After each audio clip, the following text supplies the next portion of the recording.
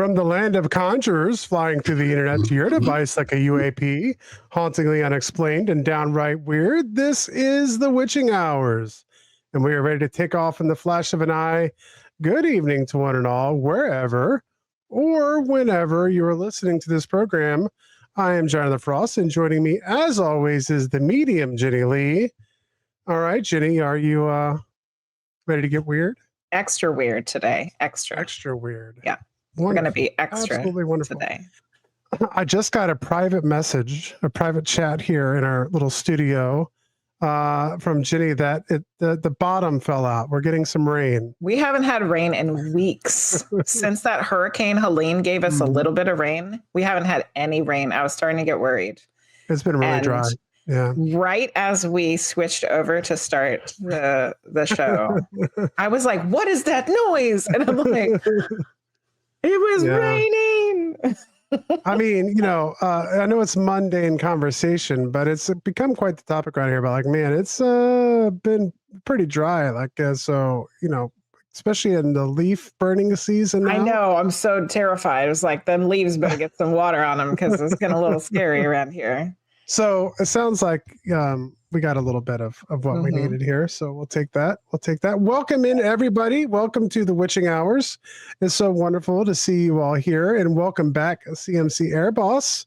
It's nice to have you back from gallivanting around. Shadow Spoken, Keisha, all kinds of wonderful people coming in and hanging out with us tonight. We got a show for you tonight.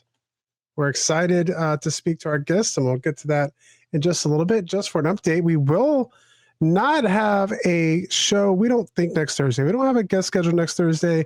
We're getting into that. Well, we're getting into the holiday season. Yeah.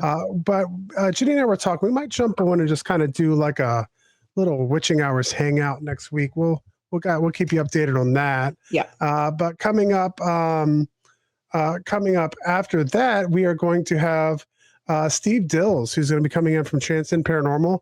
If you're not familiar with that, that's the people who hosted the event we went to last year, the Hanover Tavern Paracon.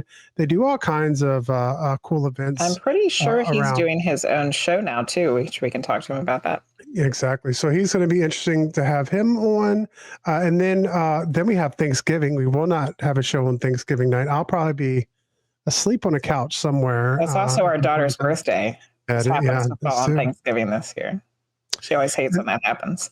And then believe it or not, just within a couple of weeks of that time frame, it is going to be time for our Krampus Day show with Rissa Miller. So we got all kinds of stuff coming up, and man, we're shooting right into that holiday season. I'm planning on painting a Krampus Christmas ornament. There we go. Yeah. There we go. So maybe we can get some spooky stories for the Christmas season this year. And before you know it, we'll be doing our New Year's prediction show. So yeah, right around the corner. Off we go. That's always interesting. So we got lots of stuff coming up. But Jenny, are you ready for the weird news? I hope so. Let's have some good stuff this week.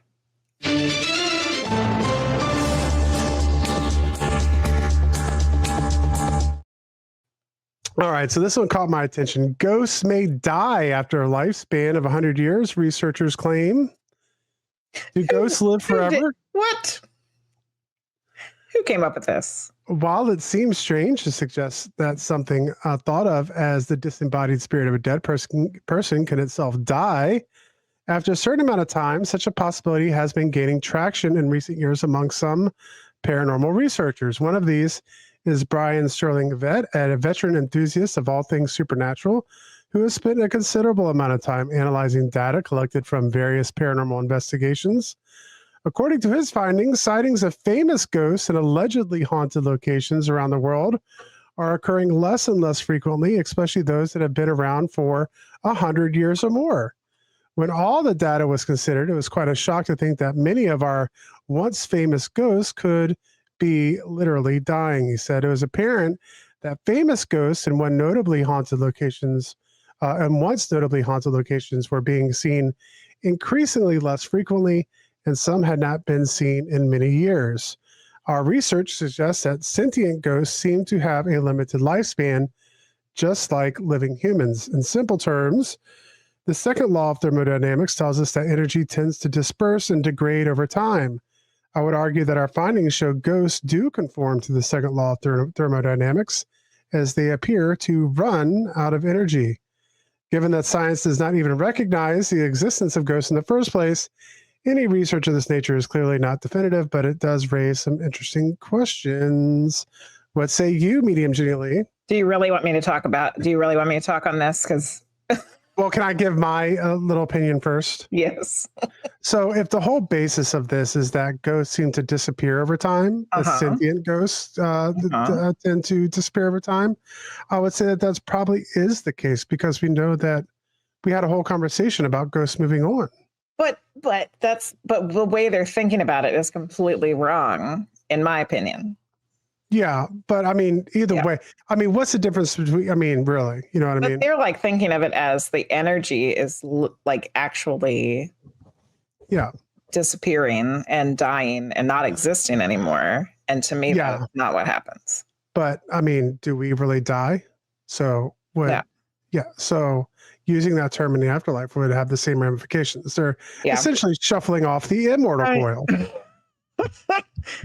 Our words for things are just garbage anyway. So yeah. All right. What's the next story? Rixie said their ghostly subscription has expired. There we go. Pushing up daisies. All right. They are a dead ghost. Right. What's the next story? Story number 2. AI chatbots are the new priests. An acronym for churchy answers that help you. Kathy is a new AI chatbot that answers faith-based questions from the perspective of a friendly, knowledgeable Episcopalian. Despite its feminine name, the priest bot, as Kathy sometimes calls itself, is genderless. There are no ornate flowing robes or any of that. Developed and funded by a group, the Tri-Tank Research Institute, Kathy uses large language models from OpenAI's ChatGPT and has ingested the Book of Common Prayer and the entire Episcopal Church website. Kathy represents our innovative approach to leveraging technology in support of spiritual exploration, says Reverend Lorenzo Labria, the founding director of Tri-Tank and the Episcopal priest. He sees the bots as a virtual guide to the Episcopal Church for existing and potential congregants. Kathy is designed to translate the Bible into relatable language geared towards younger audiences. It can also serve as a tool for priests by helping them build sermon outlines, for example. You have some stories tonight. It's just like really, really hard just to not interrupt you. For this one, I want to ask a question. Did you slip some whiskey into my tea? Because like I cannot, like my brain cannot comprehend this story. And the fact that it's named Kathy is, I don't know. Kathy. The acronym is Churchy Answers That Help You. Oh, Kathy with a C. Yeah. Kathy with a C. Okay, keep going. Kathy is far from the only faith-based bot. Many denominations are experimenting with generative AI. There's Text with Jesus, Buddha Bot, Chatbot Eli, Jita GPT, and the Quran GPT, to name a few. Artificial intelligence has been a boon for religious scholarship, especially in helping to accelerate translation of ancient text, which we've talked about on here quite a bit. But using AI for ministerial work is far more treacherous. In April, the Catholic evangelization group, Catholic Answers to Frock, this clerical chatbot, Father Justin, after users noticed the digital priest was giving nonsensical answers, such as suggesting Gatorade could be used as a baptismal font. The chatbot was... it's got water in it, right? Soon after, as Justin bot, a theologian bot. So, oh my goodness, are we going to get one of them medium Jenny Lee bots here sometime? It's probably a bad idea. There you go. If it took all the things I ever said on a stream or a witching hours, it probably... That could be pretty entertaining. That could be pretty entertaining. I might have to find a way to make that happen just for a bit one night or a Friday night. It's too much. Medium Jenny AI. Off we go. Ooh. All your spiritual questions answered. Mm-hmm. There'll be all kinds of stuff about butts and don't be a D and be good to go. Yep. All right. Story number 3. DNA rewrites the history of Pompeii.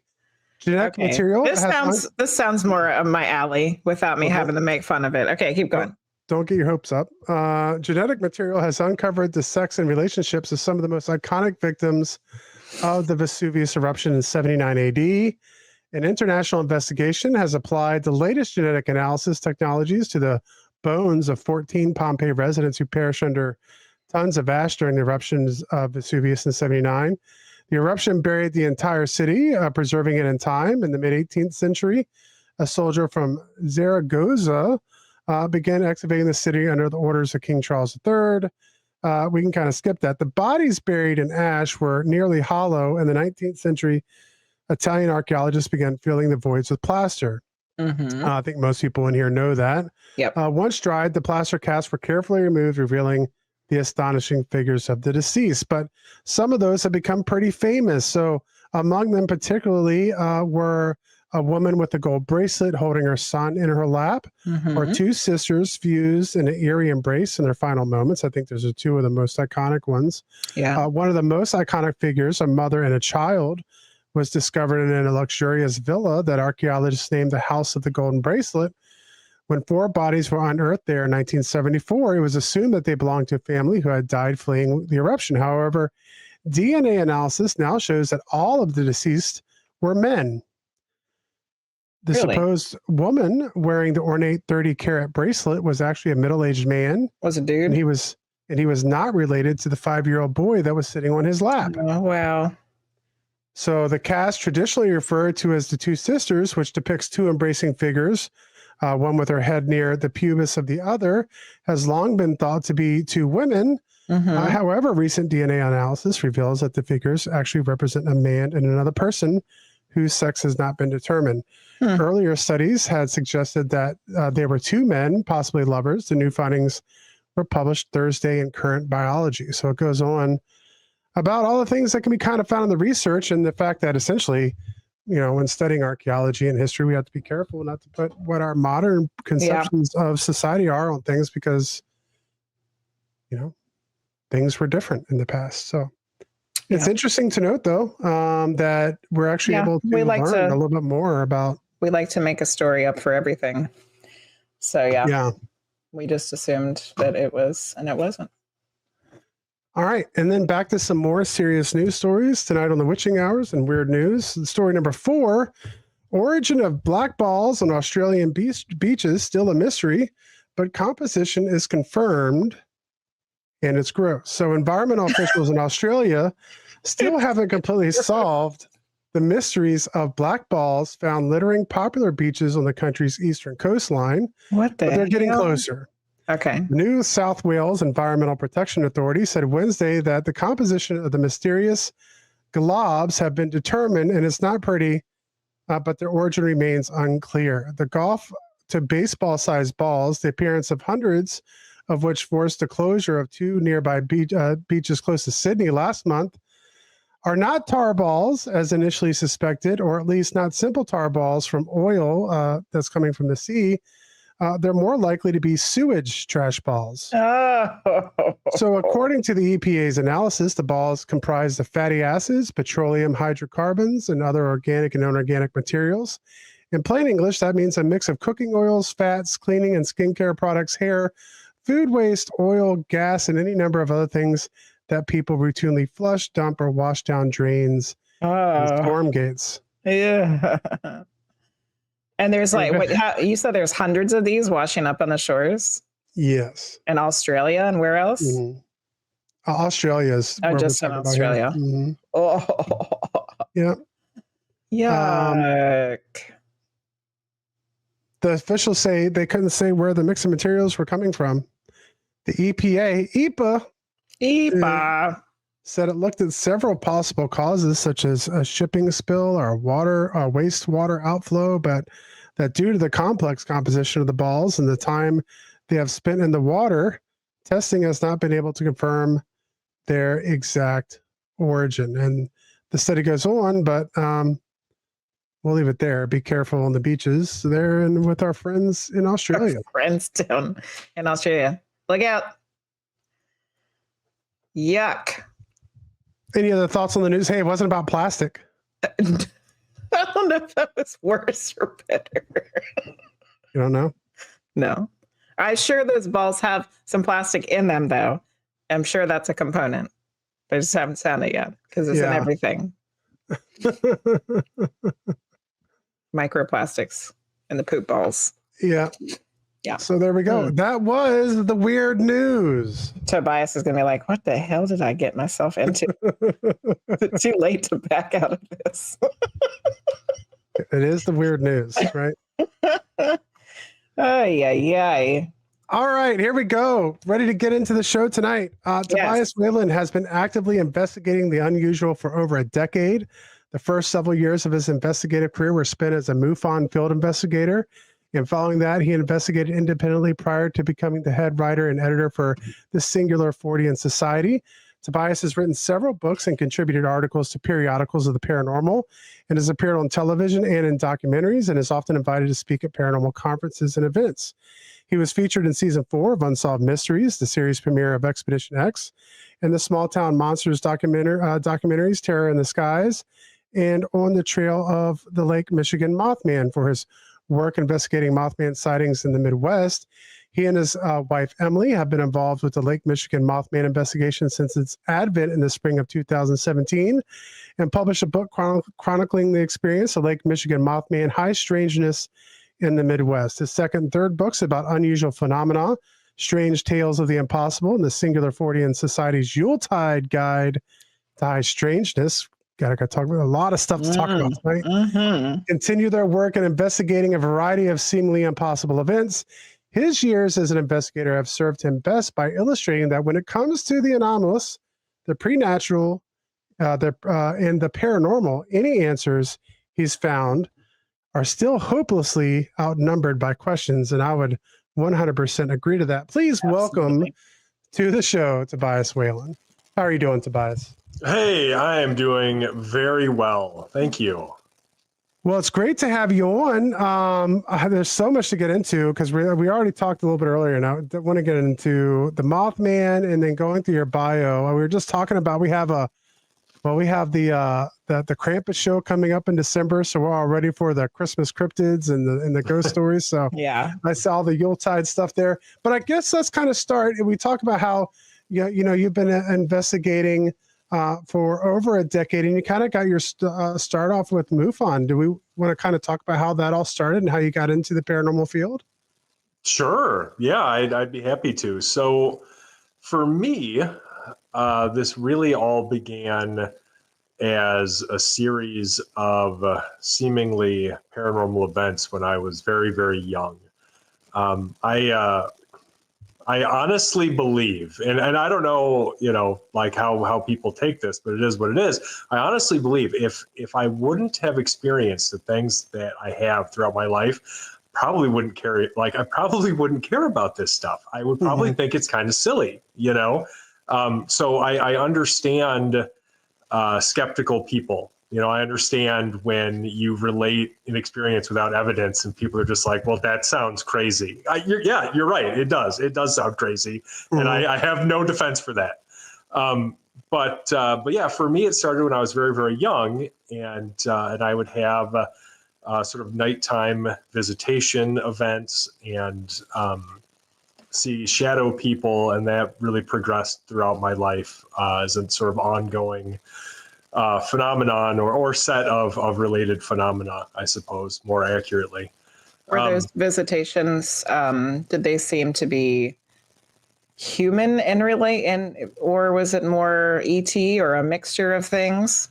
It's hard to say. I would guess non-human, based on the limited sort of communication that was present, and some of the associated phenomena, like seeing, because much of the, like when I talk about shadow people, you know, like they really did just look like the silhouettes of people. If I had to choose a gender, I would say that they look like the silhouettes of men largely. But, you know, otherwise like human shaped, right? Yeah. But I do recall as a child having seen things that would most closely resemble what people consider like an alien gray. And well, I can give you an example of how confusing this all is. So here's an experience that happened to me in my early 20s. And at the time I was living at home. I had moved back home actually to kind of try to decide what I wanted to do. And I had gone to bed normally one night. And I very suddenly found myself awake. And there was no immediate like stimulus that I noticed that would explain why I would so suddenly be awake. Now, at the time, we lived out in the suburbs. This is Sun Prairie, Wisconsin. And so there was enough ambient light that would come in, you know, from outside where you know, I could see around my room okay. And so I looked around, being suddenly awake, and I didn't again notice anything immediately suspicious, except, and this is as I'm waking up, right? So like there's a period of grogginess, and and I'm looking around, and everything is where it's supposed to be, but my perspective is skewed. And it takes me a second, but I realize that I seem to be floating like 3 feet above my bed. Wow. And so I look over to my left and I see this shadow person. And again, it just looks like the silhouette of a human man. And they're just kind of standing there. And I could move. I wasn't paralyzed or anything like that. But I decided sort of in that moment that it probably wasn't a great idea for me to move a lot, right?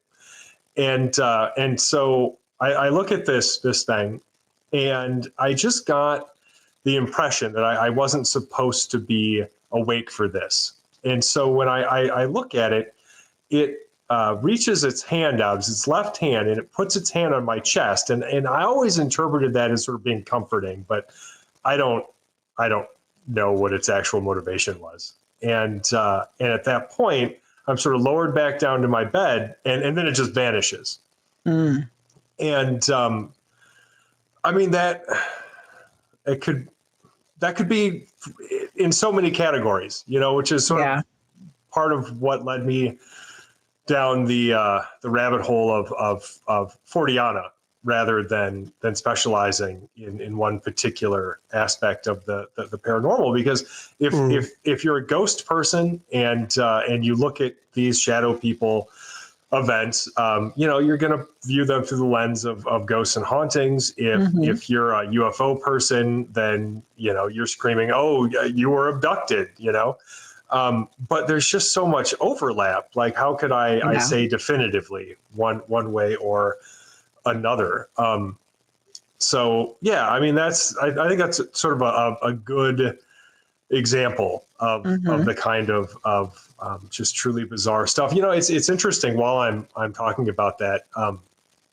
Now, years and years later, this you know, after this event, I'm in my 40s now, so 20 plus years later, I interviewed this woman from Rogers, Minnesota. Her name was Olga, and she had reached out to me through the Singular Fortean Society because she wanted to talk about a series of experiences they were having at her house that the entire family had witnessed, but seemed to be sort of centered around her grandson, whose name, weirdly enough, is Toby. And yeah, I know, right? Weird. Synchronicities. I know. Well, and what's truly bizarre is what she ended up telling me was this series of shadow people sightings where Toby was really seemingly being observed by these beings, often while he slept at night. And this was witnessed by other members of their family, where they, at least one other person had seen one of these shadow people just watching him while he slept. And then when it noticed that it was being observed, that's when it vanished. And I was just like, what, you know, I was blown away. I was like, I had the same experience. Yeah. Wow. Like, and that's so oddly specific because you don't hear about that a ton. But I was like, to a kid who basically has the same name as you. yeah, like that. That was my childhood Yeah. with the paranormal. So, but that's really what got me into all of this stuff. And so, when I was in my 20s, I decided that I kind of wanted to be involved. As growing up as a kid, we didn't have the internet or anything. It just wasn't around, right? Yeah. Mhm. And so I would ride my bike to the library, and that was my solace, my safe space. Mm-hmm. And I would get all these books by all these weird authors. So think like John Keel and Whitley Strieber and Brad Steiger, like all of these people writing about folks who had seemingly also experienced these like impossible events, and that was comforting to me. Yeah. To No, know it's not just you. right. That's exactly it. And so I had decided I was going to go back to school, and I was kind of thinking about what I wanted to do, and I kind of landed on writing, and so I thought that I could also volunteer my time investigating, and at that time, I think ghost hunters was a thing. Mm-hmm. But there wasn't a paranormal group on every block like there is now. Not now. Yeah. Yeah. Right. And so, I was kind of more interested in UFOs and stuff anyway at that time. And so I was kind of looking around at my options, and I mean, MUFON was right there. And so I signed up as a field investigator. And that's what I did. I did that for several years, and decided I kind of wanted to go do my own thing. It felt a little, it was just a little limiting for me, and that like the scope of what I wanted my investigations to be. And so decided to kind of do my own thing. Ended up meeting my wife Emily, and she has a background in graphic design and fine arts photography. And so we put our heads together and like, well, why don't we collaborate? Why don't we do something together? Right. Like it's a good excuse to spend time together. And so we came up with the Singular Fortean Society, using sort of my background and knowledge in, the paranormal and weird stuff, because of course, reading John Keel led me to Charles Fort and his sort of weird philosophy behind seemingly unrelated events, and so that that's really colored our approach in not specializing. For anybody wondering, the Singular Fortean Society, that's where that word Fortean comes from. It's Charles Fort. He was an early 20th century collector of weird news stories, and he would collect all these weird news stories, and he would put them together in these volumes, and he would sort of speculate what he thought might be behind them or any commonalities. He contributed a lot. He's sort of like the H.P. Lovecraft of the paranormal field, in that he has influenced every major figure in this field, and yet is still nowhere near a household name. He's like the most influential person nobody has ever heard. Isn't that always how it happens for everything, though? Music, art, whatever. Yeah. Yeah. That's exactly it. I wanted everybody to know that the website that he's talking about is pinned up at the top of the chat, and it's also in the comments of the YouTube. I wanted to back up for a second before we get too far down this rabbit hole of MUFON and then moving on from there. Now, at this point in time, because I'm sure you're exactly the way that we are, you're always learning and figuring out more things, the more that you experience, the more people you talk to. But for right now, at this moment, what is your take on shadow people? We just spent like a whole episode just talking about this with our chat. And I feel like we never even got a consensus really of what they are. So what's your opinion about what is a shadow person? I don't think that you can get a consensus, because what I think shadow people are in this field that is to say culturally. I think that they are a kind of cipher that people end up projecting their own biases onto. And so, like I mentioned before, when you hear accounts of shadow people, if you're interested in ghosts and hauntings, it's going to be very easy for you to apply that narrative to them. If you're into UFOs and alien abduction, it's going to be very easy for you to apply that narrative to them. And you can really dial in much more like specificity too. So if you're into like demons, you're gonna see demons and shadow people, or jinn, or whatever it is that is your thing. You're going to be able to apply that to this phenomenon because it is so seemingly connected to so many other phenomena. Like, for instance, when we're talking about Olga up in Rogers, Minnesota, right? Now, the other paranormal phenomena they had happening at that house would be stuff like anomalous balls of light. Her son experienced some phantom presence, like sitting on his bed, like that kind of stuff. And boy, like when you talk about like anomalous balls of light, that's another thing that sort of exists across every single category of the paranormal. Yep.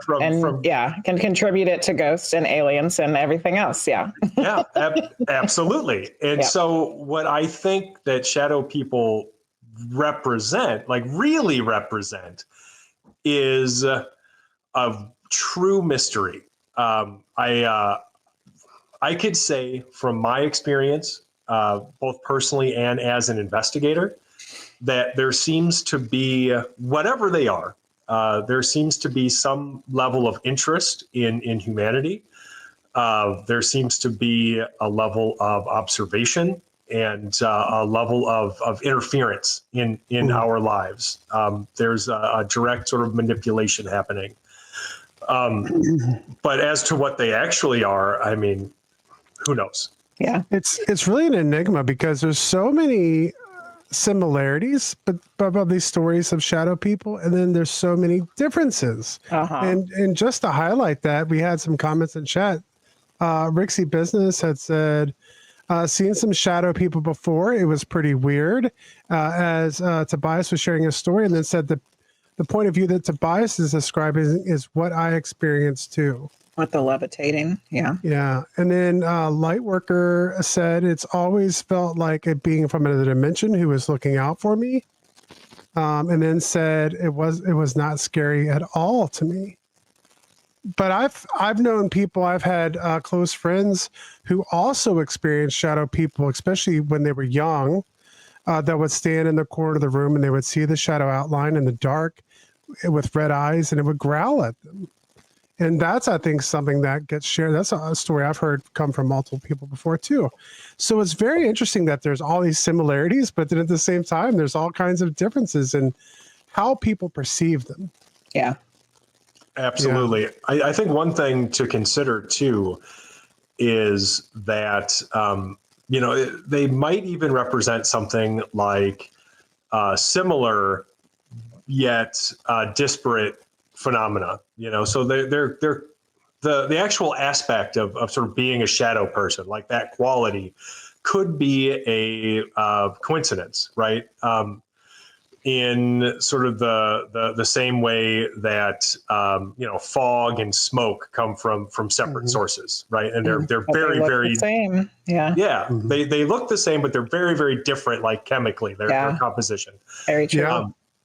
So it could be something like that. One thing I like to relate to people, or in analogy, I suppose, that I like to use is, if we're dealing with, say, a sort of ecosystem of consciousness, or beings sort of composed of consciousness, or who interact with us through that medium, they wouldn't all have to be the same thing any more than wolves and bears can live in the same forest and still be separate species, right? Like there are many things that could exist in this ecosystem, and there would be varying levels of superficial qualities that they share, but that doesn't make them like exactly the same thing. So. Yeah. I like that all makes a lot these of sense. points that you're making. It also makes me think of like your analogy that you're making makes me think of like a radio wave, like a radio signal. Like you're hearing the radio signal, it's coming through the same medium, but it's coming from different places. It's coming from different people. They're talking about different things. Yeah. All that makes a lot of sense. Sure. Yeah.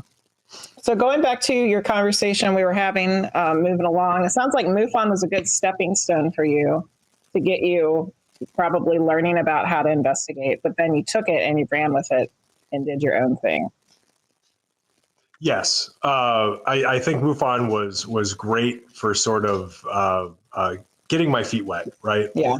I mean, they literally send you this huge binder that is just like full of information and scientific techniques to investigate sighting areas and how to use a Geiger counter and all of this stuff.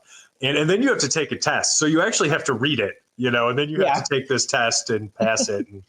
And then you can actually be a field investigator. So, it was absolutely great for that. And for anybody who is interested in this stuff and just doesn't know where to start, and they're looking for an organization that is willing, to teach you just some basics like that, and is credible enough where you can be reasonably sure that you'll at least come away having learned something useful, then MUFON is great for that. Certainly, I did end up finding their sort of interests and philosophy a little limiting, because they really only care about UFOs. Like they'll get reports of other stuff, but they, like if you've seen a monster or something, go to anybody but MUFON, because they're going to throw that report right in the garbage. Like they do not care. That's not what they're trying to collect. So that's kind of what you're trying to collect now. You're like gathering up all the other things that they don't want to deal with. Is that kind of what happened?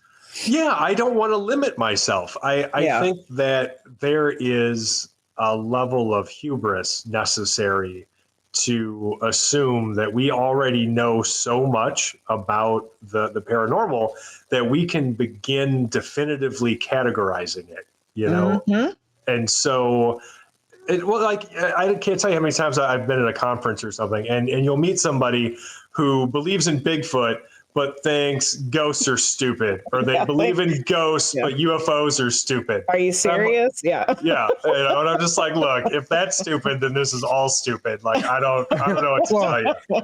It's really interesting that you bring that up, because you're talking about like not wanting to specialize in anything. And, that's been something for this show too.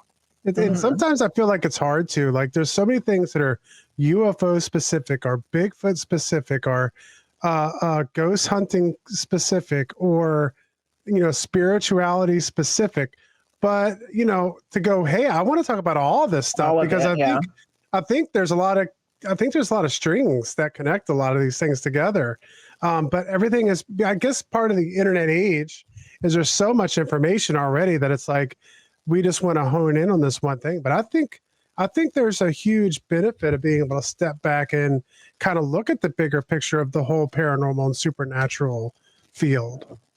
Absolutely. One of Charles Fort's most famous quotes was, one measures a circle beginning anywhere. That is to say, by examining any aspect of the paranormal, we can learn something about all of it, and we've already talked about some of this, because we've already noted the commonality of, say, anomalous balls of light across, various phenomena, because everybody from, Bigfoot witnesses to Mothman witnesses to alien abductees to UFO witnesses to people living in a haunted house, they have this common experience of seeing anomalous balls of light. And so if you only care about ghosts and hauntings, then every time you hear about somebody seeing in some kind of anomalous ball of light, you're going to associate that with ghosts and hauntings. But, what if they're seeing it with Bigfoot? Well, if you only care about ghosts and hauntings, you probably throw that data out, which compromises everything you've collected, because at that point, you are basically you're not following the data. You're only collecting data that supports your bias, which is about the worst thing you can do. Yeah. And you know, that's something that's been seen a lot. You know, just to talk. You know, there's always so many different things that people are being seen, and you know, if you've done paranormal investigation for ghost hunting, you've probably had some instance where you've dealt with some kind of orbs. And then, of course, I don't know how often they're being seen now, but I know about a decade ago, there was a lot of sightings of orange orbs in the sky. That was like the hot kind of new UFO sightings, was the orange orbs, which my sister saw a couple go down through the Tidewater area down around Norfolk, which is interesting now after all the reports that came out down there in Virginia Beach. But yeah, so I think that makes a lot of sense. Like, we're seeing a lot of these things across. And I wanted to ask real quick before we move on, are you familiar with a Bigfoot investigator named Ron Moorhead? Yes. Sure. Okay, so that's one thing I wanted to talk about too. We had him on the show, and he recorded a bunch of Bigfoot sounds back in the 70s and stuff like that. But his newest book he had written at the time when we were talking to him was called Quantum Bigfoot. And a kind of a thing that I've really been interested in with him, and just the idea in general that there's often Bigfoot sightings connected with UFO sightings. Yeah. That is absolutely correct. Ron Moorhead famously recorded the Sierra sounds, I believe. Yes, yeah.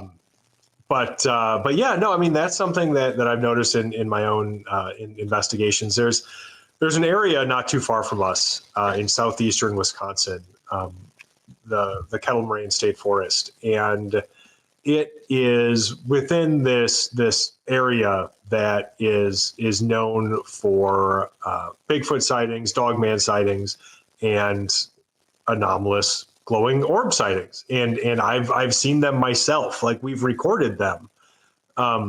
They're very strange, but yeah, they at least geographically are occurring in the same areas as these weird cryptid sightings. And you know what people forget all too often is how this isn't new, right? Like, you can go back to the 1960s, and the reason John Keel was in Point Pleasant originally wasn't to investigate Mothman. He was there investigating UFOs, and those UFOs were taking the form of anomalous balls of light that people saw in the sky. So this is ongoing, you know, and it crosses into every category of the paranormal. Yeah. I have a fun question real quick. So there's in different regions and different places in the world, there's different names for Bigfoot. Does the Midwest have a different name for Bigfoot? So, you know, like we have the wood booger in Virginia. There's the skunk ape down in Florida. Does the Midwest have a different name, or is it just Bigfoot? I wish. No, like, we don't have a cool name in like Wisconsin. You know, we don't. You know, it's just Bigfoot. Closest to us. I mean, they're like what about like the cheese stomper? That would be fun. Cheese stomper. Guys stomping all our cheese. We can't have that. Like, there are individual monsters, I guess. You know, if you go down into like Missouri, you know, you've got like Momo. There's like the big muddy monster. If you get over into Ohio, you've got the Ohio Grassman. But not like, you know, not as prolific as like skunk ape. You know? Here's another good one for you from Lightworker. Big Cheese. Big Cheese? Yeah. Sounds like a mascot. Sure. Yeah, our unofficial Wisconsin mascot. Big Cheese, the Bigfoot. Or the cheese grater. Yeah. Coming for Detroit there. Coming out of Detroit. Yeah. No, hey, I'm a Bears fan. I was happy as anybody to see the Lions stomp Green Bay. That was great. Oh goodness. We Sorry. have, yeah. I got us off on a funny tangent again. I'm sorry. It's okay. It's all right. I started us off with the news tonight, so we're Yeah, it was all already your kind fault. of discombobulated. Okay, so talking about the Midwest, what in the heck happens with Mothman in the Midwest? In your bio, it said that happened. It started in 2017. Was the first sighting of Mothman there? Sure. Well, that was my introduction to the investigation. It turned out that people had apparently been seeing this creature or creatures for much longer than that, but the sightings became public at that time. So in the spring of 2017, originally there were 3 winged creature sightings that were reported to MUFON. And so like those were available in their case management system, and they wrote a short article about those sightings to publish to their website. And at the time I was writing news articles for the Singular Fortean Society. And so I wrote a short article based on those sightings for our website. And, honestly, like there wasn't much to them. I remember talking to Sam Moranto, the state director of MUFON for Illinois, and they were never really able to investigate them. I mean, one, MUFON doesn't care about monster sightings, but 2, he at least had tried to follow up with these people, and he was never able to like interview any of them. There just wasn't any investigation that was really capable of taking place because of the very limited involvement of these witnesses. And so, I thought that was going to be it. I was like, okay, we got these 3 weird sightings that all came, from like the same night or at least like the same few nights. Mm-hmm. And that would just be it. But that's not what happened. Like those came out. And the next thing you've got Mothman reports coming, left, right, and center, just by the dozens over the course of 2017, and then ongoing, into 2018 and I, to current. Like the last witness I spoke to personally was just, I don't know, a couple of weeks ago. And he'd had a sighting in July of this year. And it was because of that Unsolved Mysteries episode that he ended up coming forward with it. Because, they always do that thing where they're like, hey, if you can solve this mystery or whatever, you reach out to us. And so, a good number of people, well over 100 people had reached out to Unsolved Mysteries and reported various winged creature sightings. And then the producers at Unsolved Mysteries sent those to us, which was really nice of them. Like they didn't have to do that, but they did. And so, we're kind of working on following up with those, and he was one of those. But anyway, like then the oldest sighting was from a guy named Gerald that I talked to. Oh boy, probably 2020. But his sighting, he said, took place in like 1957. Wow. And that was which is before Point Pleasant. Even. That way predates West Virginia. Yeah. Right. And so like that was interesting. And his sighting, he said, was in Braidwood, Illinois, which is, maybe 90 minutes or 2 hours south of Chicago, probably. But yeah, I found him to be a very credible witness. And it was interesting. His story sort of mirrors so many others where he only ever came forward because of the relative popularity of one of the articles that I wrote. And so it somehow found its way to him. And then he was just like, wow, I should report my sighting. Because until that happens, like, look, you and I have heard of Mothman. Maybe some of the viewers, people in the audience here, like they know who Mothman is. Or at least like they've heard of Mothman. Nobody really knows who he is, right? Yeah.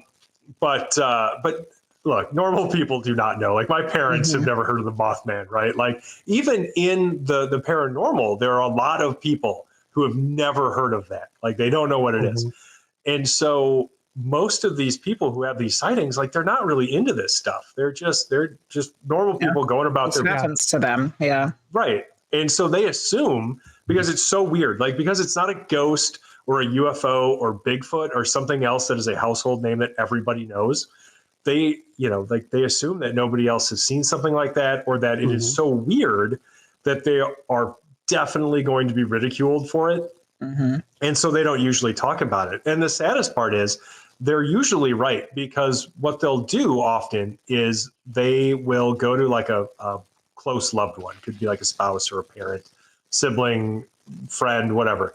And they want to talk about their experience because of course they do, like this crazy thing just happened to them. And the number one reaction they get, like they confide in this person, and the person kind of laughs at them, and then they make fun of them, and then they don't want to talk about it until hopefully they find somebody like us. Mm-hmm.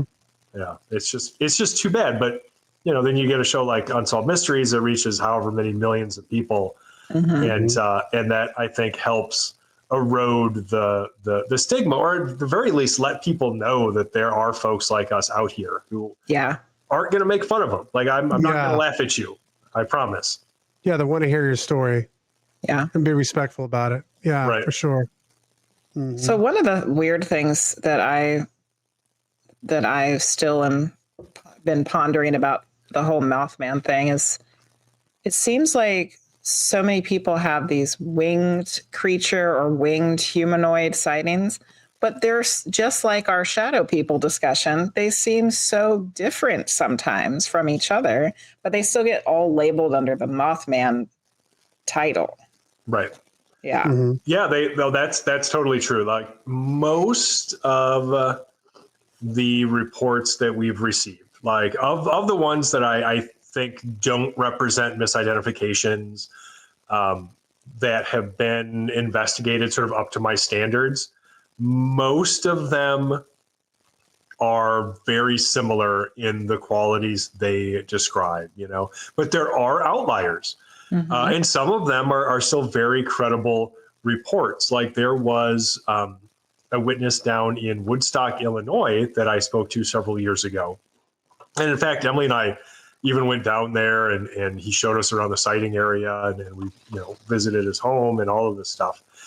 And what he was describing, the creature he said he saw, was more of kind of like a Bigfoot with wings. It was this hairy humanoid with these large leathery wings. It was a hairy Mothman.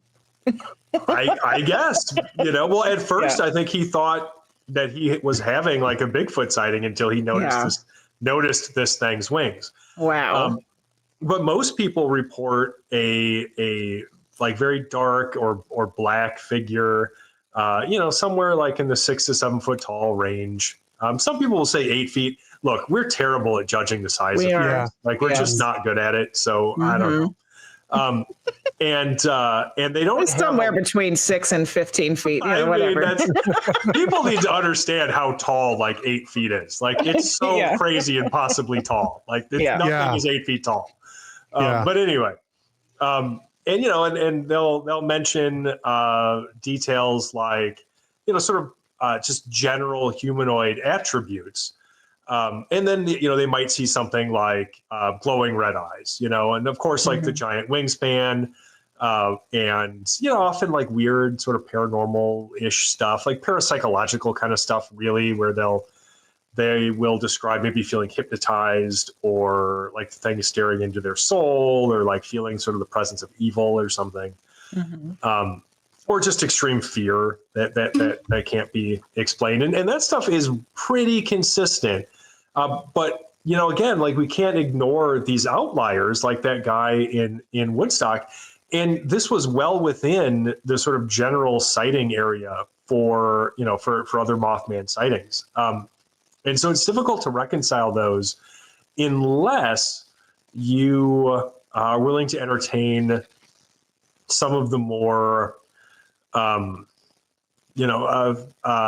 interesting hypotheses, right? So, for instance, if you consider like Keel's ultra-terrestrial hypothesis, right? Like, now, if you go on the internet and like just Google pictures of Mothman, you're going to get all these like cutesy cartoon figures, and maybe they'll have like moth antennae, but whatever. And they'll all kind of generally look the same. They'll kind of have the same attributes and stuff. And so people think that they know what Mothman looks like, and they sort of think of Mothman as this novel entity, right? Like this thing that is its own thing. Mm-hmm. But with Keel's ultra-terrestrial hypothesis, nothing that we see is actually what it is. You know what I mean? Like, because what he thought was that there were these ultra-terrestrials that lived on this planet or live on this planet and have lived here as long or longer than humanity, have been with us this entire time, and are largely responsible for all paranormal phenomena that we experience, from cryptids to ghosts to, you know, saucer occupants and everything else. And what he thought they might actually look like were, like, if you saw, you know, sort of their quote unquote true form, would be anomalous balls of light. And what they would do, Keeps coming back around. it does, yeah. You can't get away from it. And kind of what they do is they are capable of manipulating human consciousness and so they can make us see whatever they want us to see. And so, you know, they might pluck something out of our subconscious, or they could have another reason. Who could guess at their motivation to appear as some other thing. And so we think we're seeing Mothman, we think we're seeing Bigfoot or Dogman or whatever, but really we're seeing a fabrication, in illusion. And look, nobody get mad at me. I'm not saying that's the case. It's a theory. But, right. This is the ultra-terrestrial hypothesis as proposed by John Keel. Yeah. So he was thinking that they were like beings or energy that was already it's just part of our ecosystem. Yes. That they can basically like shape shift or project their image of what they want us to see. Yes. Like basically capable of effortlessly manipulating humanity into seeing and believing whatever they want.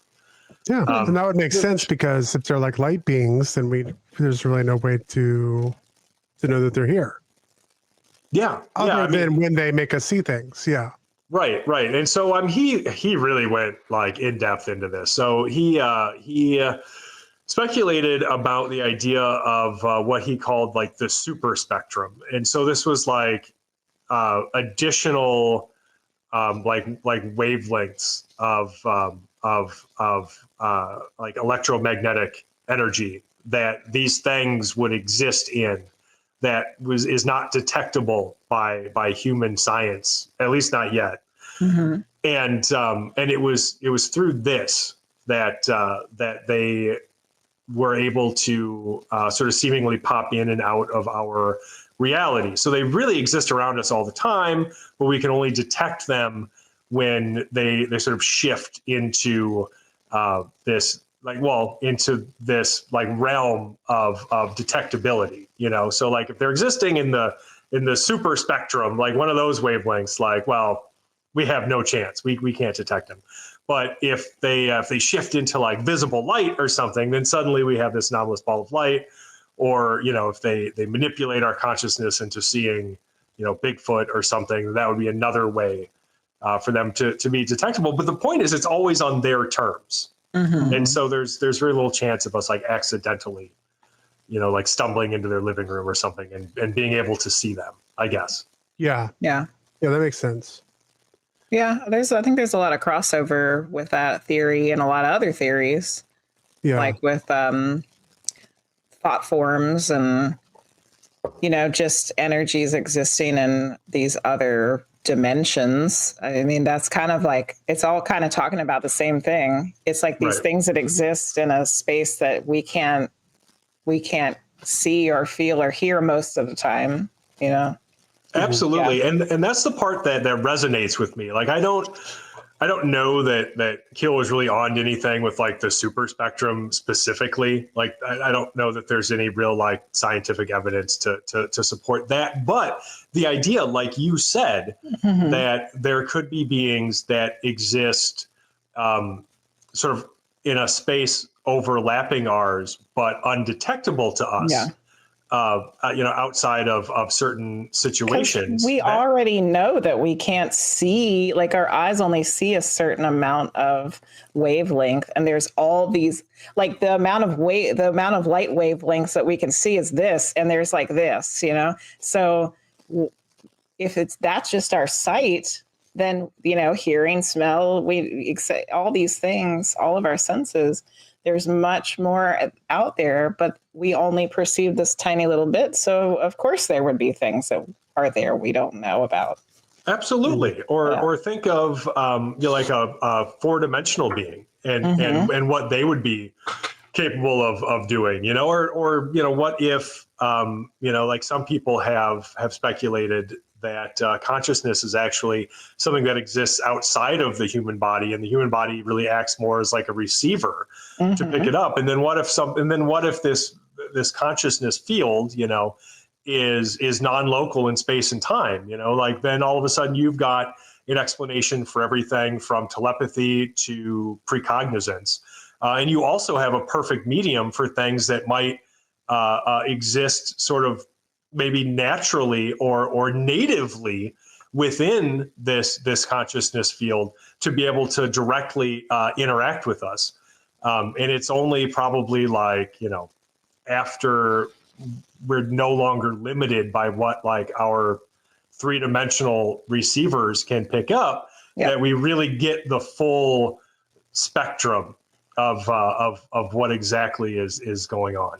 So that is to say, like, we'll find out when we die, I guess. Yeah. I don't know. I think we're on to something, Tobias, though. I think we we're are. On to something. We got to write a book together. Gold star for us. Yes. Well, we can get into all the stuff that Ginny channels, because then we can add all kinds of interesting dynamics. I kind of actually wanted to talk about that, going back to your, like, talking about how we want to categorize all of these things, because that's what humans do. We want a label, we want a name, we want a description, we want the details. We got to know all the Ginny, information. I mean, we know this because, everyone here knows I'm a metal fan, and I can name 75 different subgenres of heavy metal. So exactly, that's my point. We have to put a category on everything. Yes. But as a medium, that's what I've been experiencing over the past couple of years, is that there's all these different kinds of energy that as a human, I want to categorize. I want to know what it is, but really I can't know what it is because we're in that limited space where we can't know the whole spectrum. Yeah, I mean, we might not even be capable of wholly perceiving one of these entities. It would be like a two-dimensional being trying to perceive a three-dimensional being. So, like, let's say, okay, like my hand is a two-dimensional being, right? Like this hand is. This hand is a three-dimensional being, right? And so this three-dimensional being, I got a whole extra dimension to work with. And so to this two-dimensional being, I could pop in or out of its relative perception in a way that would seem like magic. I'm just teleporting. But beyond that, the really weird thing would be, while I am within the area that it can perceive, it can't even see all of me. It only sees the piece of me that is visible in the two dimensions that it can perceive. Yeah. Yeah. Is everybody's brain hurting yet? Right. If so, then I've done my job. That's why I'm here. Yay. Yeah. I mean, the possibilities. I mean, once you go into, once you start going down that rabbit hole, the possibilities for what we could be perceiving is endless. I mean, it really is. And I think there's something going on there, especially going back to what we talked about before, and the connection, like you're saying, with these balls of light and the connections between UFOs and Bigfoot. And I mean, there's just all kinds of things that seem to have these connections, and that could definitely be some kind of explanation for these things. Yeah. Oh, certainly. Now, I don't I don't necessarily subscribe to sort of the full Keelian perspective, because he really would write about how like literally everything is ultra terrestrials, and that's a little convenient for me. And it's also not necessarily borne out by the actual evidence we have. You know, like you're a medium, right? So, I mean, people will have personal communication with like departed loved ones. And I'm not going to show up and be like, well, it looks like you're very stupid because that was actually an ultra terrestrial, not your grandpa or whatever. Your grandma was just a ball of light. Yes, like tricking you and you're thinking that it was your grandma, you giant idiot. No, like I don't have any evidence for that. Like nobody does. And you'd have to be a monster to try to convince somebody otherwise, like who has had a visitation like that. I don't want to get into it too much, but we actually had a guest that did that. Yeah. Oh yeah. We'll say no more. Continue. Okay. So I actually want to bring up this topic too, because this is something that we've talked about quite a bit in other ways. Like when we talk about extraterrestrials, Jenny has often had you've often kind of brought into the conversation the fact that maybe like the Greys, for instance, could be future versions of ourselves that are time traveling. Like that's been something it's a theory. Yeah, it's happened a theory, or extra dimensional beings, and it very well could be. You know, I mean, no clue. I don't know. But to me, that's always been disheartening to a certain extent, because that doesn't answer the question that, and one of the things that got me into extraterrestrial and UFOs is, are we alone in the universe? You know, so it's like, if it is time travelers and it is extra dimensional or whatever it is, that's great. But then it still leaves the question I wanted the answer to, which is, is there other, intelligent life in the universe? And are we intelligent? I don't know, but you know what I mean. Is there intelligent life here? Yeah, that's a real question. But, and so the maybe dolphins. Yeah. Thanks for the fish. So long, and thanks for all the fish. But it's so it's like, even with one explanation, you still have questions that still kind of linger out there. So it is interesting. Yeah, it is. Actually, let me tell you about an experience that I had once that kind of plays into what you're talking about. So again, this would have been, I think I was in my early-ish 30s. I was house sitting for my parents, and they were out of town. So I was watching their dog and sort of taking care of the house. And I was watching TV one afternoon while I'm doing this. I remember there was a Star Trek: The Next Generation marathon on, and I love TNG.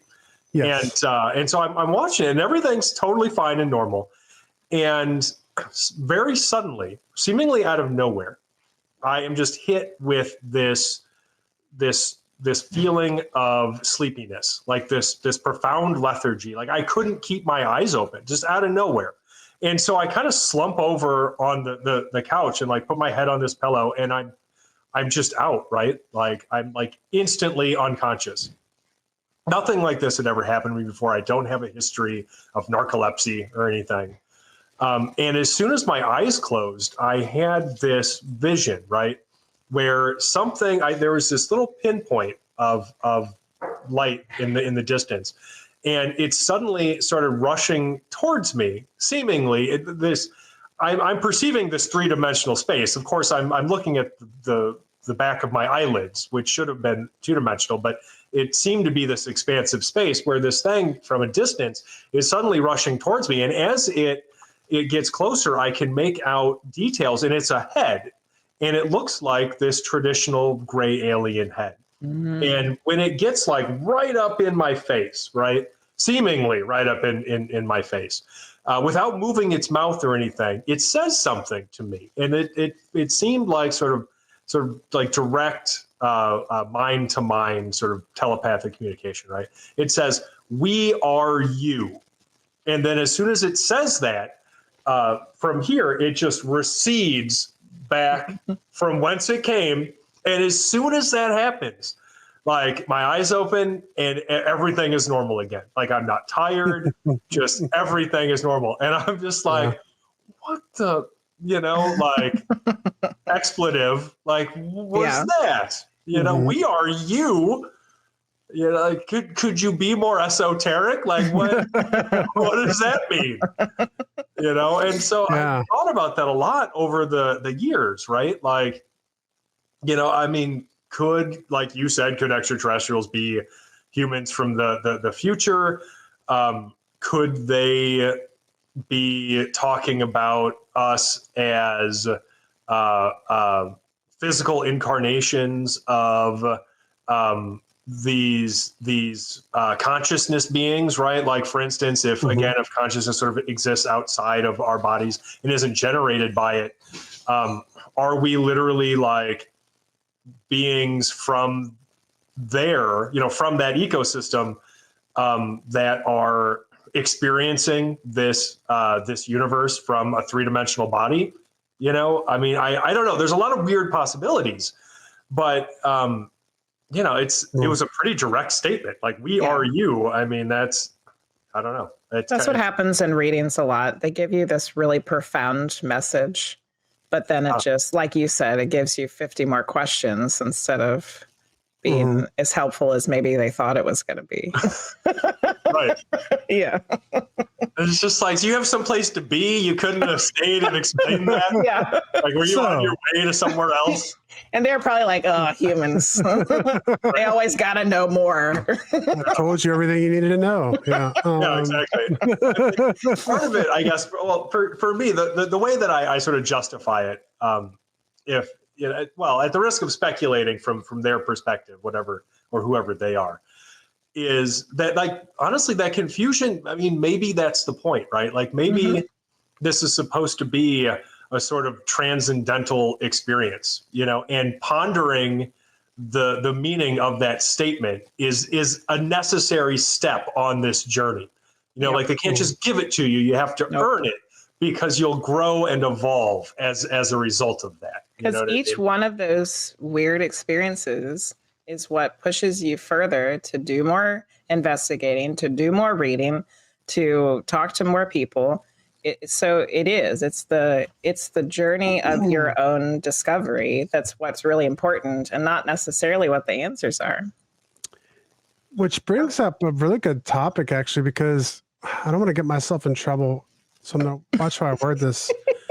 But in some ways, it's kind of being involved in the paranormal and being involved in all the different things we've talked about, and questioning things, really, because that's what a lot of this comes to, is questioning and trying to answer those questions, and then getting more questions that you're trying to answer. There's some sadist tendencies to that, almost. Like, it's not an easy thing to do. Right. Like, you're all like, being involved in the paranormal, it's like always trying to answer questions that seem almost unanswerable. And I think in a lot of ways, it would be a lot easier to be like, screw that. I'm just going to believe in this thing, or not believe in anything. And I think it would be a whole lot more simple. So to question the things that we talk about on this show, and to investigate the things that you investigate, and for the work that you do, Medium Julie, it really does, I think, take, you're really kind of going down a rabbit hole that, and a lot of times is going to be troublesome. But for some reason, we keep coming back for more. I mean, I never felt like I had a choice. You know what I mean? Yeah. I very much, if I would not have had the experiences that I had, I continue to have, really. I don't think I would be into this, I really, really don't. And so on some level, and I've talked to a lot of other people who are in this field on any level professionally, and they often have the same experience, where it's not always, obviously it doesn't mirror my experience exactly, but where they're like, something happened to me, and I can't let it go. I can't. And so I feel like I don't have a choice, because my options are do this or try to ignore it and just feel like my brain's on fire all the time. So you pick the obvious choice. Yeah. Well, I'll bring this around in a way to kind of get into something we've discussed a little bit already, but kind of talk about how you didn't have a choice. And it's interesting that you brought up The Next Generation, because I was going to use this earlier, which is, for me, everything kind of started off with Star Trek. As a kid, my dad watched the original, and so I'd watched him at the earliest ages I can remember. And I think we're roughly on the same age track there. And The Next Generation came out, and I watched that with my dad. And then in the 80s, I saw, I imagine by this point it was probably a rerun, but it was In Search Of with Leonard Nimoy. Sure. And so, right from, before I'd even reached double digits in age, I was already very interested in kind of these unexplained things that were happening, which led to me also being interested in Unsolved Mysteries, which is, a show that really got me interested in those things, which ended up leading to what I talk about a ton in the show, which was Coast to Coast AM and Art Bell, and listening to many, many, many hours of the paranormal and unexplained there, which leads me back around to the question I have to geek out a little bit here of. So for you, what was it like to be on Unsolved Mysteries and to be able to interact and kind of, if you're, I imagine some experience there of being, having some early influence from a show like that. Yeah, that was, boy, it was really cool, obviously. Like, it was a big deal because honestly, you going through like that progression, like I watched all of those shows. I liked all of those shows, absolutely. And so, as a kid growing up, watching Robert Stack, come out with his super serious voice talking about Mothman and aliens and ghosts and stuff. And then, going on to be able to take part in the latest iteration of that show, like it was great. It meant a lot to me. It wasn't the first time I had done television, but I'm pretty comfortable in saying it is my best experience, overall.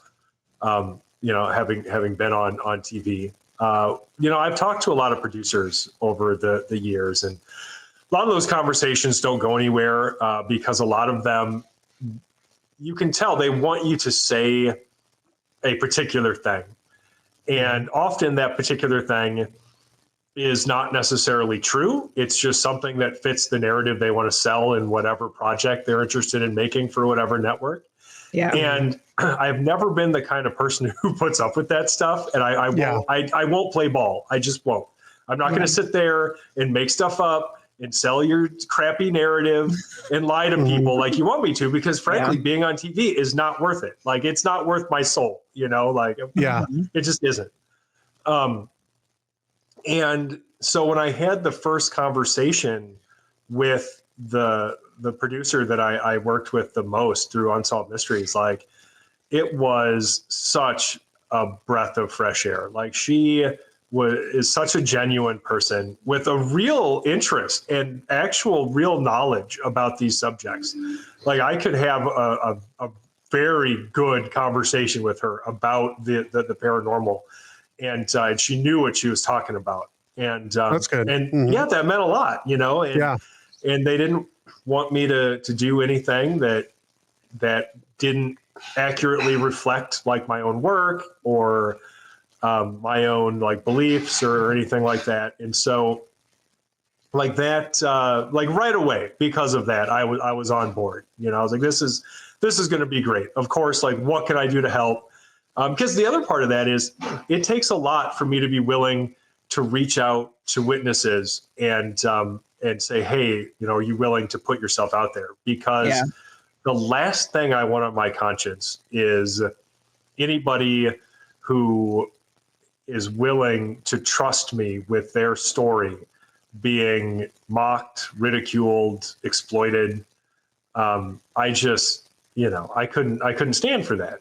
Yeah. And so, it was necessary for Unsolved Mysteries to be the authentic show that I'd always, grown up believing that it was. And then in this new incarnation, very much hoped it was for me to participate in it. So it was great. Well, that's good to hear. Yeah, exactly. I was going to say the same thing. Yeah, I have to say that's the way that I watch and stuff. Most shows, I'm pretty tedious about like starting with episode 1 and watching it through in order. With Unsolved Mysteries, I do it a very different way. I look at whatever the season is, or however they do that now. That now kind of sometimes they're shorter, might be like 5 episodes, whatever. And I go through any UFO episodes and any cryptid episodes first, like any of the paranormal stuff. Those are the first ones we knock out. So I think your episode was actually the first one we watched. It was the first one we watched of the season. Yep. And then and I was sitting there talking to Ginny, and I was like, "Oh, that's pretty interesting. Yeah, I wonder if we could get Tobias on the witching hours." And here we are. Here you are. And then I go through and I do watch the whole season, but then I go back and watch like the murder stuff later. So I knock out all my paranormal stuff first. So nice. Let me know in chat if anybody else does the same, or if you guys just go through and watch it in order. And I'm just a maniac. But well, I feel like there's a whole lot more stuff to get into. There's so many things, and like us, we were talking about, like just being interested in all different aspects of the paranormal really lends itself. So I guess I wanted to go back a little bit to what we were talking about with MUFON earlier. Were there any, I guess if there's number one thing that sticks out for me, it is UFOs. That was probably the first thing that really got me into the paranormal. But were there any field investigations that you did that really stuck out to you? Like anything that seemed like you found that really made you question whether we were alone from your time with MUFON? Sure. So, I did have the opportunity to speak with some people that I found to be very credible, who had experiences witnessing something that they couldn't explain, and that is enough for me to be interested, right? Yeah. Mm-hmm. And so the difficulty, of course, with UFOs is the same as with most other anomalous phenomena, right? Where it's not repeatable or predictable in a way that makes it easy to experience. If it was, I could have just majored in UFOs in college, right? Instead of English, and save myself a lot of time. But but no, it isn't. And so like we're left with people's experiences. We're left with eyewitness testimony. And yeah, there was a lot of that. I talked to a lot of people who had seen weird craft or strange lights that couldn't be explained. And of course, it was my job to go and try to explain it if I could. If there was a prosaic explanation, I would usually find it. But you can't, you don't want to stretch to get there, because that's not helping anybody. That's just being a jerk. You don't want to debunk anybody unnecessarily. And so, there were plenty of unexplained cases where I didn't know what the heck they'd seen, but it certainly didn't seem like anything that lent itself to an easy or mundane explanation. And there were other weirder ones, even weirder than strange craft or anomalous lights or anything like that. I remember there was a witness who wanted to talk about their experience of being led into their basement as a child by this diminutive sort of alien being. Those cases were always my favorite. Those are the ones that I found to be the most interesting. Probably because I had direct interference in my own life from seemingly otherworldly beings or forces, that kind of stuff where it really sort of directly impacted somebody's life on a personal level. Those cases always stuck with me, still do. Those are the cases that I think I'll always take with me. Yeah, those are the things that kind of stick, that kind of keep you going. Well, we always talk about on this show too, there's just certain things, it's really easy to dismiss this stuff until you experience it, and you talked about earlier, people not talking about it because they don't because they don't want to be ridiculed for it. And I do think there's a huge amount of people out there that experience paranormal things and they don't talk about it. They keep it to themselves. Maybe they tell their wife or their husband or, whoever that they're close with, but they're not going out and talking about it socially. They're not telling everybody they know about what they experience. I think, and I don't have, any proof to back this up, but I wonder if that's not the majority of cases where people don't talk about what they've seen. Sure. No, I mean, I think about that a lot. People will sometimes ask me, like, hey, why is Mothman being seen around the Great Lakes? Or why was Mothman seen around Point Pleasant? Like, what's special about those areas? And the longer I do this, the more I suspect that the answer to that is nothing. Nothing is special about those areas.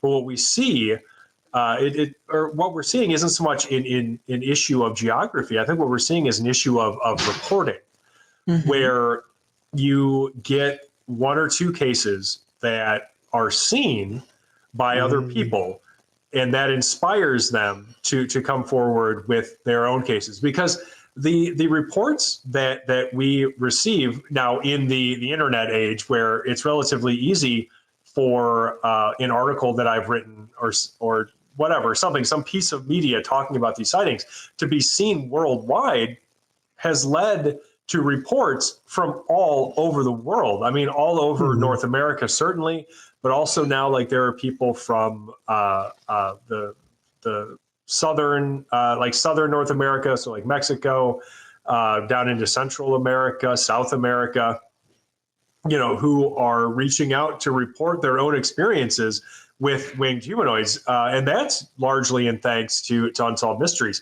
But even before that, after I wrote my first book, or when I would have an article or something that would take off and get a lot of attention on the internet, like we would get reports from coast to coast. I've got seeming Mothman reports from, California to Maryland, it's the entirety of this country, up into Canada even. And so I never thought that this was a phenomenon that was rooted in any specific geographic area. I really just think that, like, it catches on in certain areas, and the visibility of it to the local people then is such that they are inspired to then discuss their own experiences. Yeah, I can see that. Yeah. All right, I want to go through some favorites here. So either your favorite story you investigated, or your favorite experience for yourself, or just a famous one. Favorite cryptid. Favorite cryptid. I like to troll my friends by saying ridiculous stuff like my favorite cryptid is ghosts or something, because I have some friends and they are very serious about what cryptid means. Oh, yeah. And to them, it has to be an undiscovered biological organism.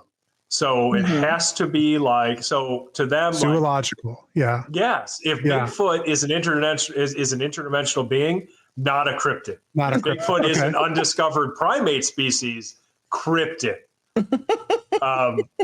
So I call everything a monster now. I'm just like, it's all monsters. It's fine. Okay, so let's break it down. What's your favorite supposedly, we don't know, zoological undiscovered monster creature? Okay. If that's okay, if by favorite you mean one that I think is likeliest to be discovered, sure, then I would go probably with the Tasmanian tiger, like the thylacine. Oh yeah. Because they haven't been extinct that long. If they are extinct, and people still report them a lot. They do. It's entirely possible that they exist in the outback, where away from humanity, because there are pretty large expanses out there where there are people living. And so, yeah, I think probably that one. Otherwise, yeah, I don't know. If we're just talking about the strict, like, no fun definition of cryptid, I'm definitely going to have to go with Tasmanian tiger. Okay. Yeah. Well, that's funny though, because I think if we delve into the archives of the weird news, I think we had a story a couple years ago about them, Tasmanian tiger, actually trying to bring back the Tasmanian tiger with DNA. So I remember that. Yeah, to clone that. So that might have even been the same company that was doing the mammoth meatballs, possibly. I don't know. I don't remember. But the weird news. So I mean, that is very realistic, because even if we don't find a living species, member of the species, we could possibly recreate it. So yeah. So what about the other kind that might be interdimensional or popping in and out of our dimension? Just monsters. Boy, there are so many.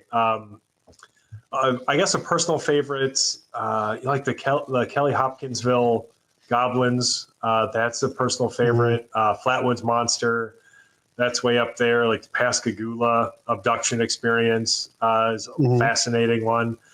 From stuff I've investigated personally, obviously, like I already talked about Olga's experience, but that's one that stuck with me, certainly. There have been some of the Mothman sighting reports that were very interesting to me, but you can go watch Unsolved Mysteries to see most of those.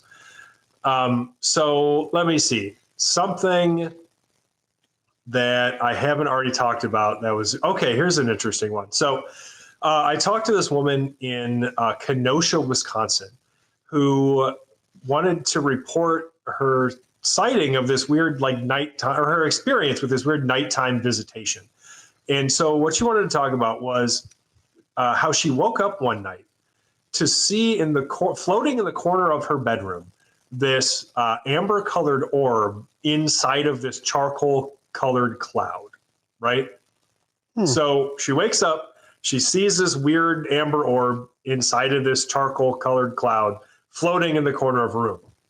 And at first she thinks she has to still be asleep. She's like, this is crazy. I'm still asleep, whatever.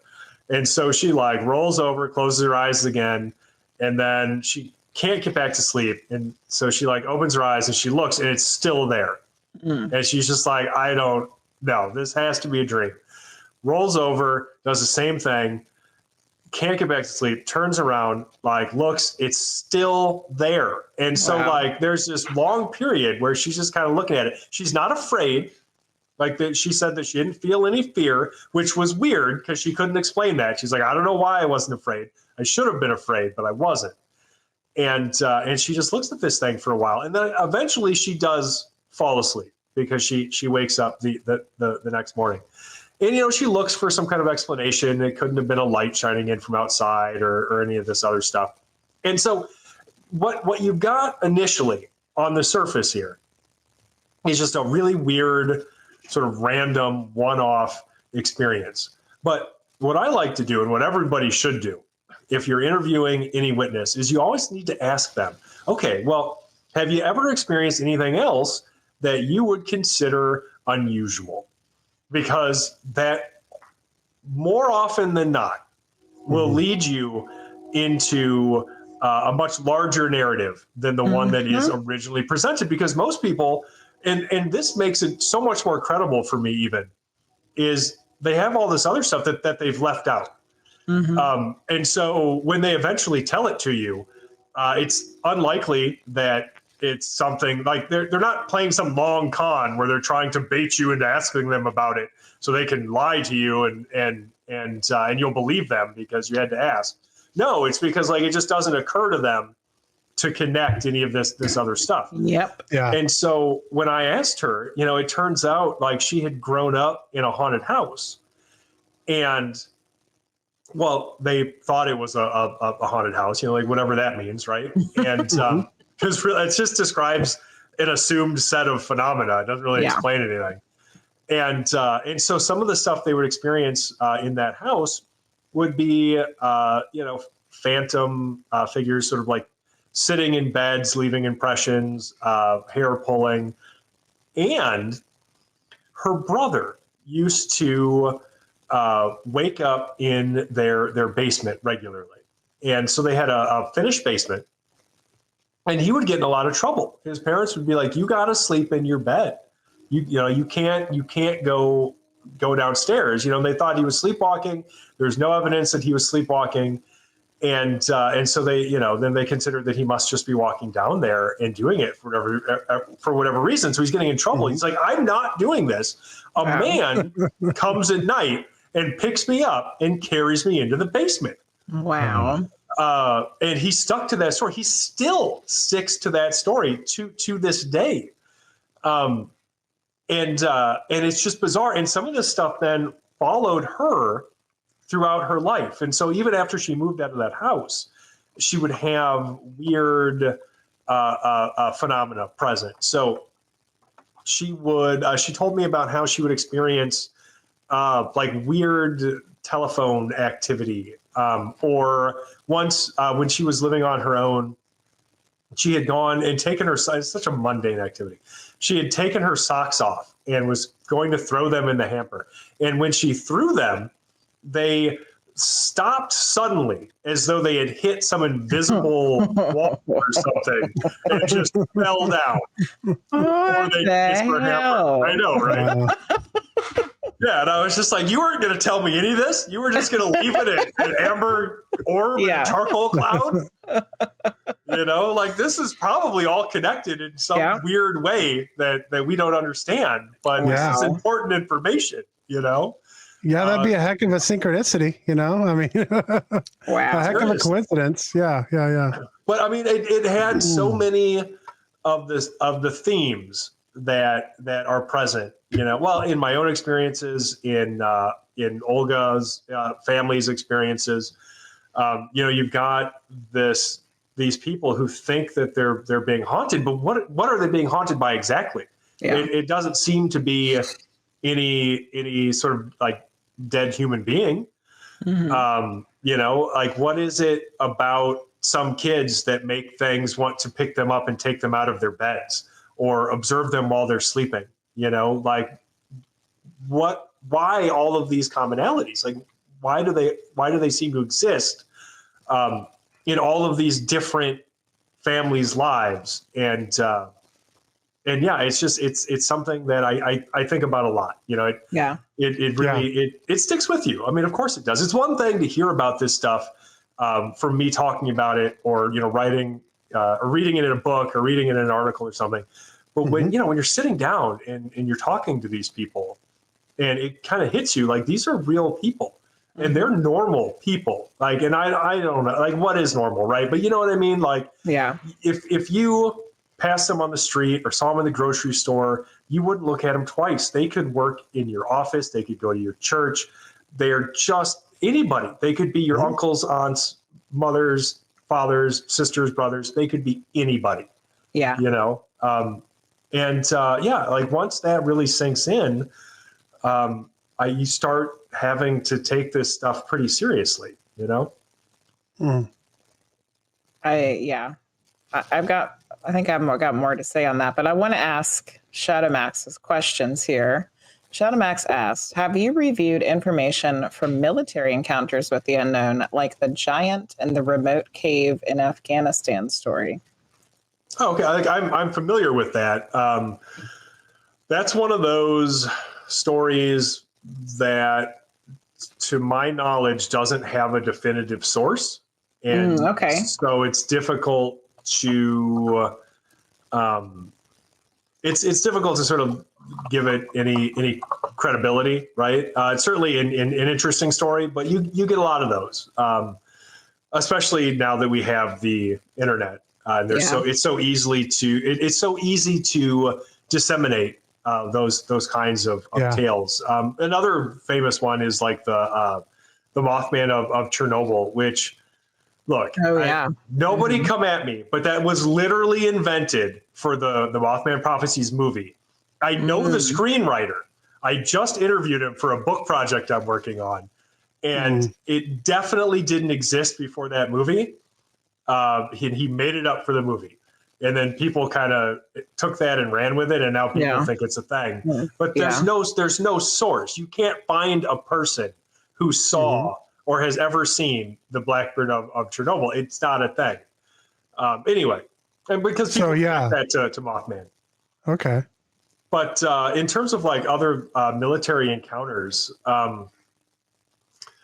let me think. Yeah, I mentioned Gerald earlier, and this is an interesting one. So Gerald, the Braidwood 1957 winged humanoid sighting witness, he went on to be in the Army, and as part of his service, he was stationed at a Nike Hercules missile base just south of Chicago, and this would have been in the early 60s.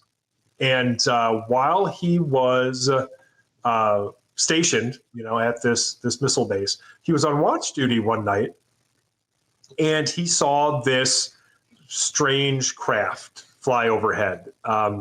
It for lack of a better term, it looked like a UFO. It had these strange lights. I think it was roughly saucer shaped. And so, he called it in to his CO. He did what he was supposed to do.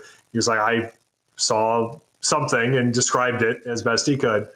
And he thought that was going to be the end of it, right? So he sees this UFO over this missile base, and he's like, all right, well, it's not shooting lasers at us or dropping aliens or anything, so it's probably fine.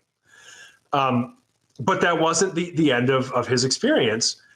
Several days later, he received a call from somebody claiming to be Dr. J. Allen Hynek, investigating his UFO sighting for Project Blue Book. So for anybody who's not familiar, Project Blue Book was one of the government's official projects investigating the UFO phenomenon. And so Dr. J. Allen Hynek was their scientific advisor. And the reason I say claiming to be Dr. J. Allen Hynek is because the conversation was kind of strange.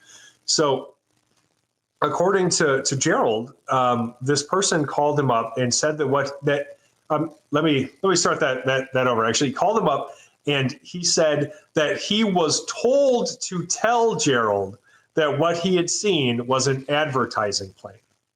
Right. And that phrasing is what makes it so weird. So I was like, okay, well, that's odd. Why would he say it that way? Like, was it somebody pretending to be Dr. J. Allen Hynek?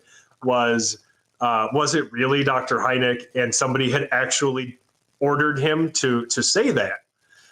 Because what we found out after that, after Blue Book had ended, was that Hynek wasn't a fan of sort of the dismissive attitude that towards the UFO phenomenon. And so I think maybe it is possible that he was more or less ordered to tell Gerald that that's what he had seen. But one thing we know for sure is Project Blue Book definitely did investigate this sighting, because it's in their official records, which anybody can look at. Yeah.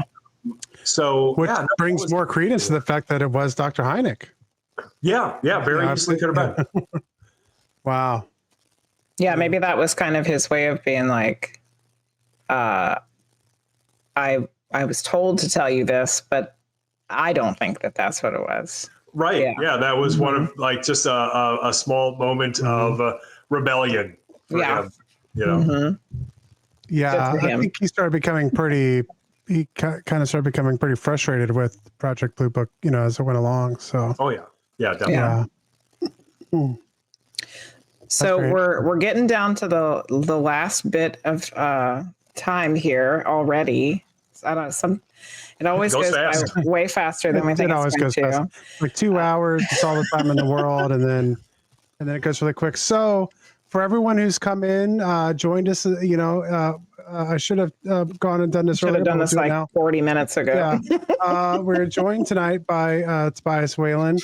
We've been talking about a bunch of stuff, Mothman, the episode of Mothman and Unsolved Mysteries. We've talked about ghosts. We've talked about Bigfoot. I mean, you name it. We've gotten there, and there's still a whole lot more to talk about. But if you have questions, and we've had some great comments and questions tonight, feel free to get those in chat, and we will relay those to Tobias before we reach the top of the hour here. So make sure to get those in.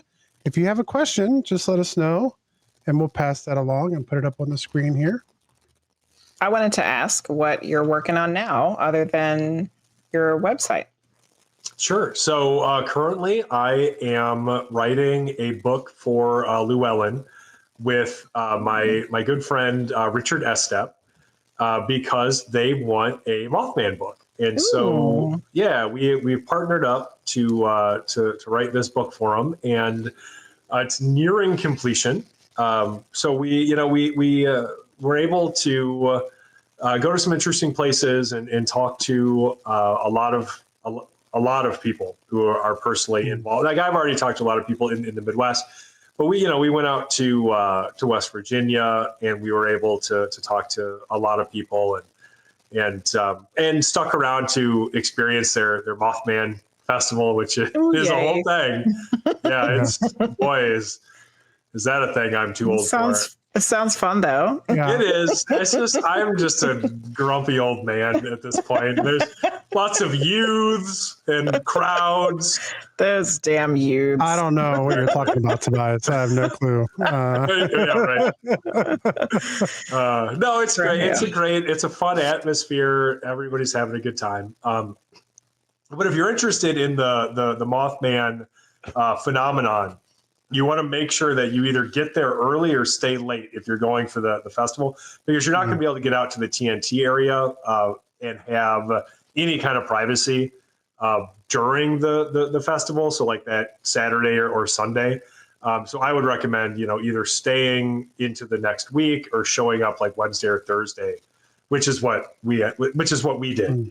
To actually be able to go out there and be able to investigate and not have a bunch of looky-loos hanging around with their horseplay. But yeah, that was a lot of fun. It was very interesting. We went down, of course, into like Rockford, and I wanted to introduce Richard to some of the witnesses that I worked with down there, and so that was very cool. Went out to Iowa for the Van Meter Visitor Festival. We had some of our friends who were out there, who organize it at this point, So, we were hanging out with like David Weatherly and Chad Lewis, Nash Hoover, like all of these people who helped put it together. Steve Berg was out there. He is a ton of fun. So like that was super fun.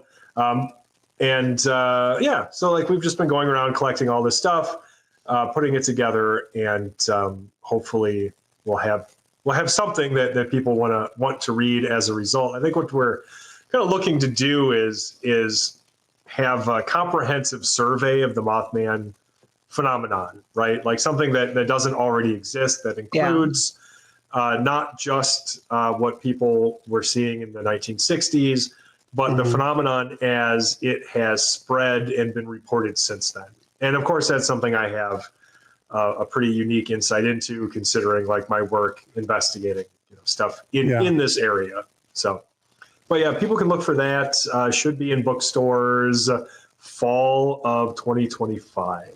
So awesome. That was gonna be my next question. When can people expect it? Right. From Llewellyn. Excellent. Awesome. Cool. Yeah. So I wanted to ask real quick, for the other books that you have, best place to buy those, Amazon? Yeah, so the first 3 books that I wrote, we just published through the Singaporian Society because, like I said, Emily's a graphic designer.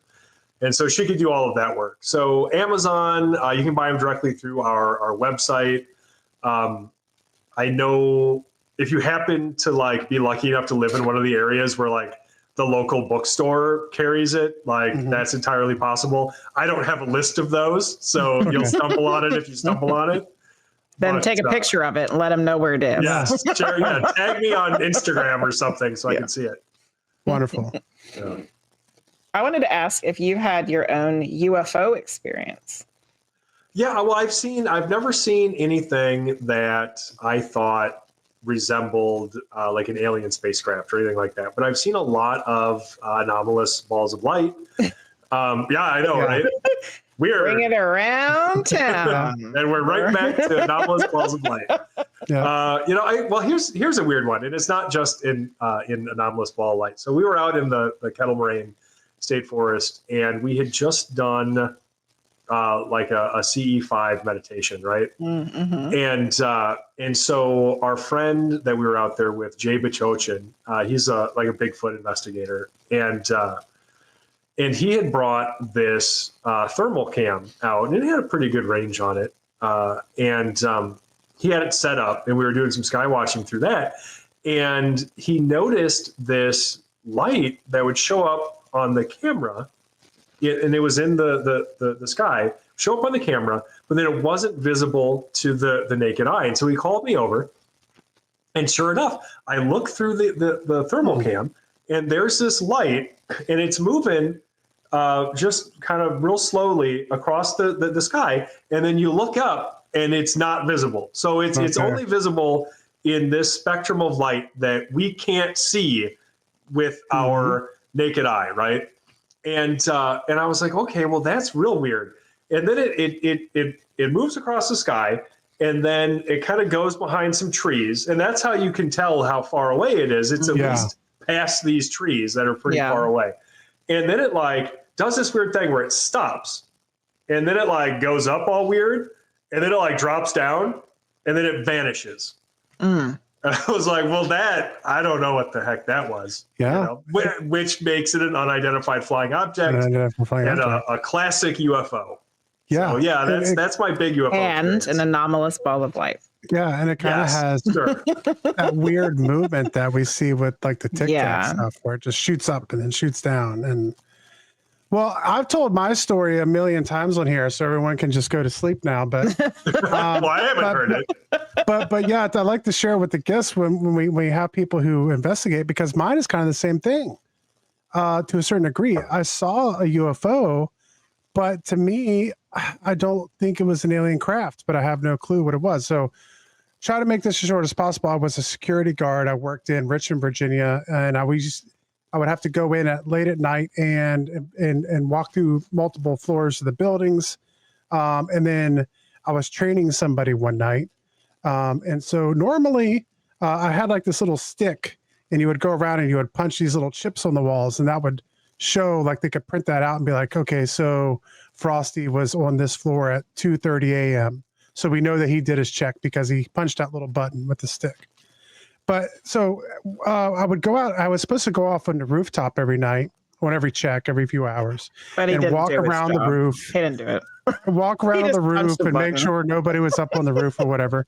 And of course, when I was trained, nobody ever went out on the roof. You just open up the door, and there was a chip behind the door, and you'd punch it, and you'd keep going on to do your tour. That's why he's not a security guard anymore. Right. Yeah. Yeah. Well, I graduated, went in the army after that. Yeah. So, but this night I was training a new guy, and so I opened up the door, and I was like, okay, this is what we do. We walk out onto the roof, and we walked out onto the roof in Richmond. It was probably about 2-3 o'clock in the morning, and we were just kind of looking around, taking in the view. And I look up in the sky, and I see a blue flame in the shape of like a boomerang. Interesting. And I just kind of stare at it, and the first thought that came to my mind is, well, it's like a meteorite or something. But it was sitting perfectly still in the sky, and I kind of like sat there, and it was like too long. Like, this thing isn't moving. What is it? And I kind of all of a sudden, like, I go to say something, and it just shoots off, like super fast, like in a flash, and then it's gone. And I kind of looked at the guy that I was training, and we kind of give a knowing look to each other, but we never even really discussed it. We might have said something like, did you see that? Like, that was crazy. And then we just kind of went on about our night. I don't know why, thinking back about it, like, why wouldn't we have been like, man, that was absolutely crazy, man, what could it have been? We didn't have that conversation. It was just like, what in the world was that? And that was it. And I've never seen another someone who's had a sighting like that. Like it was like a blue boomerang, but it didn't look like a solid craft. It looked like it was a flame. No, I can't say that I've ever heard of anything exactly like that, with that shape or anything. I mean, its behavior obviously is consistent with many UFO sightings. And interestingly enough, your reaction is consistent with many UFO witnesses who don't show the level of concern that a person would expect after having witnessed something like that. So, Yeah. I don't know. Weird. Yeah, it was interesting just looking back on it. And, yeah, I don't know. I don't know if I'll, if you ever get the explanation for it, but I always thought it was interesting just because it wasn't, I always wanted to see the saucer and I wanted to see the black triangle that came over with the lights and no sound. But I got, like a meteorite that stood still in the sky for like a minute before it took off, So it's been interesting. It's, so whenever I talk to people who've done investigations, I'm always curious if they've ever gotten a similar story, but not like that. I have not yet. It does remind me of a story my uncle told me once. This was several years ago, but it had actually taken place when he was a little kid in rural Illinois. They lived in the middle of nowhere. And he was out in a field one day, and he said that he saw what looked like a meteorite. But, okay, picture... like what meteorites are supposed to look like giant rocks, basically, kind of like, rocky meatball kind of looking things. And he said he saw something like that flying towards him and then like hovering. And then it took off. And I was like, well, that's the weirdest dang thing I've ever heard.